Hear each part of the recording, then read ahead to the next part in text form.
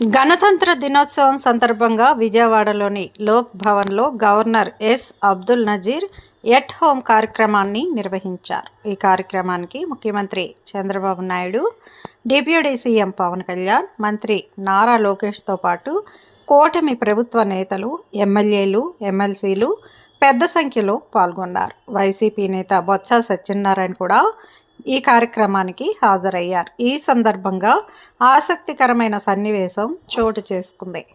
నారా లోకేష్, బొత్స సత్యనారాయణ మధ్య సరదా సంభాషణ జరిగింది. రాజకీయాలకు అతీతంగా వీరిద్దరూ ఆప్యాయంగా మాట్లాడుకున్నారు. ఆ సమయంలో అక్కడ ఏపీ బీజేపీ అధ్యక్షుడు మాధవ్, గన్నవరం ఎమ్మెల్యే యార్లగడ్డ వెంకట్రావు సహా పలువురు నేతలు ఉన్నారు. కాగా ఇప్పుడు వీరిద్దరూ సన్నిహితంగా ఉన్న వీడియోలు, ఫోటోలు సోషల్ మీడియాలో వైరల్గా మారాయి. మా వీడియోస్ మీకు నచ్చినట్లయితే లైక్ చేయండి, షేర్ చేయండి, ప్లీజ్ సబ్స్క్రైబ్ కూడా చేయండి.